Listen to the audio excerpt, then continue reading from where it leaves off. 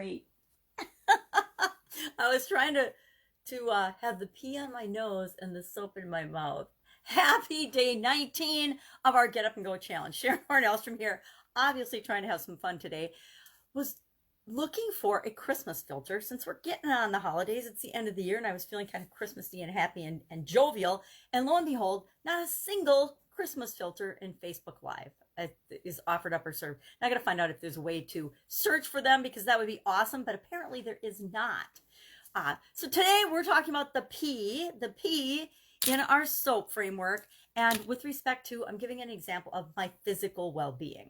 So our tool today is going to be measurement. We're going to talk about measurement, but of course the P in physical stands for progress. Are we making progress? How do we know? Well, I define progress personally as, am I moving toward the thing I want or am I moving away from the thing that I want? You can define progress however works for you. And that's why we're going to talk about measurement today. The things that we measure matter. The things that we pay attention to and we want to have our focus and our attention on are the things that we find a way to measure. Now, we can measure things in all different ways. You know, when I was younger, I used to weigh myself every day. That was how I measured my physical health.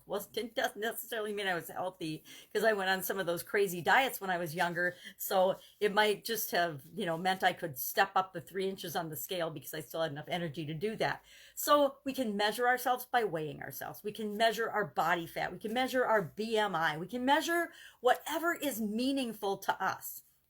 And it will do that based on what's important to us. Now, one of the things in a previous challenge that I did was I measured how much water, and I actually documented how much water I was consuming every day because I wanted to make sure I was getting my 8 glasses of water a day. Well, how do you do that? My dad had also had a heart challenge. He had open heart surgery, and apparently when he went in to have his open heart surgery, he had had multiple strokes and heart attacks before, but he had just worked his way right through them. Amazing man. But he taught me this trick with Post-it notes, no less, because he was, of course, a 3M guy his whole life. So I started using it. It worked really well for me. We picked a glass of water that we liked and that we would use that would give us, if we drank 8 of it, would give us the amount of water that we needed every day for ourselves. And then by it, I will usually put this little Post-it notepad. And then whenever I drink water, I put a little hatch mark that I drank my glass of water. What I do is I do it first thing in the morning. And then I do another one with my vitamins. And then I do one when I brush my teeth first thing in the morning too. So I make sure I get at least 2 big glasses of water into me as soon as I start my day. We get dehydrated when we sleep. So that over time has proven to be really effective for me. Why do I write it down after it's been going on 10 years that I've done this? Why? Because I noticed that when I don't do it, because I've stopped doing it sometimes, I get lazy. During COVID especially, I've decided that some of my habits just aren't that important. And I realized, and my daughter reminded me, you are drinking a ton of the coffee stuff and not so much water. And she's absolutely right. So what do I want to do? When I'm not paying attention to something that's important for my progress to move toward what I want to start doing the things that I know have worked for me in the past. So I started doing my hatch mark, my little Post-it note. And so for my physical well-being and nutrition every day, I actually, for the longest time, I literally kept a log of everything I ate and drank. I learned that one from my dad's dad. My grandfather had diabetes, and he did such a good job monitoring what he drank and ate. For years, I watched him do this. He always carried around a little notebook and wrote everything down. He never had to go on medication for his diabetes because he managed his nutrition and his energy and his physical activity so well that he never had to do that. So I'm hoping I never have to be diabetic. My brother-in-law did the same thing. I don't know that he wrote down every day what he ate, but he did such a good job managing it turns out he had diabetes from previous cancer treatments.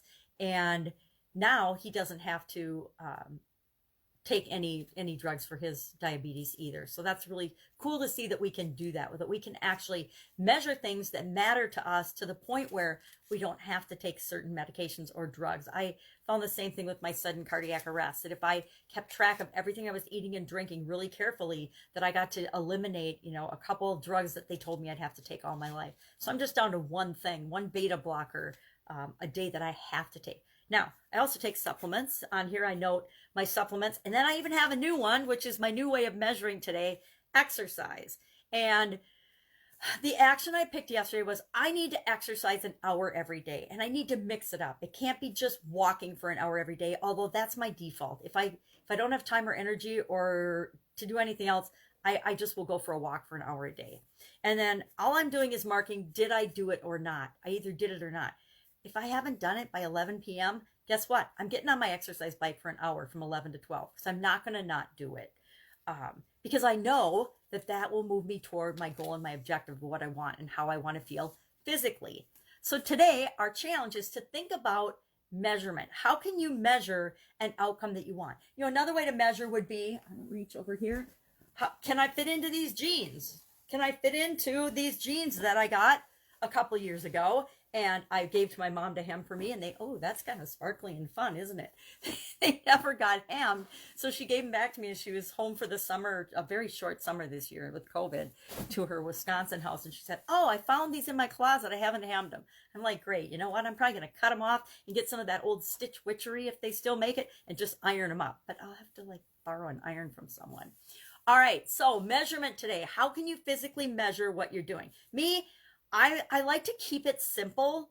I've done really complicated ways of measuring things. I've done really complicated, literally pages and journals of my diet and my nutrition over the years. And it works, but it takes a lot of time and energy. And as I get older, I want to keep things simple. So today our action item is to pick one thing and just share in the comments below, will you know? How are you going to know whether you're making progress toward what you want or away from what you want? Get creative with it, but pick something that you're committed to doing and keeping track of that will work for you, but will also, it's like key performance indicators in business. We always are looking at a few key numbers. We can't look at everything and all the data in running our business. So we want to pick the one or two things that really mean a lot to us and will motivate us to move forward. Since I got my box, the scales nowadays all have electronics on, so they recommend that people with cardiac devices don't use them. But I always hated weighing myself, right? I hated weighing myself because we fluctuate so much with water and what we ate and slept and what we did the day before and what time of day that I found it. And I used to graph my weight. I found it super frustrating and demotivating. We want to find a measurement that you're excited to do, excited to look at, and that motivates you because you know you're making progress in the direction you want to go. So that is our little assignment, our little action item at our Get Up and Go challenge today. Get up, figure out how you're going to measure what it is that you're going to do moving forward for whatever area or aspect of your life you're working on throughout the challenge. And I will be with you tomorrow for another run through the SOAP framework. I think we're going to go ahead and move right on to relationships since it's the end of the year and it's the holiday week. We're going to be hopefully seeing some family and friends, depending on what the restrictions and the guidelines are in your area. We have to always be safe and conscious, but guess what? We need to have our family and our relationships as well. See you tomorrow. Have an amazing day. Any questions, hit me up in the comments below. Otherwise, I'll be with you tomorrow and we will hop right into the SOAP framework for relationships. Remember our 2 areas of life: physical, mental, emotional, spiritual, financial, relationships, and contribution. We've done financial last week, physical, we just start finishing up today, and we're going to hop right into relationships tomorrow. So I want to make sure we have an opportunity to go through each and every of one of these areas and aspects of our life. Take care. Have an awesome day. Bye.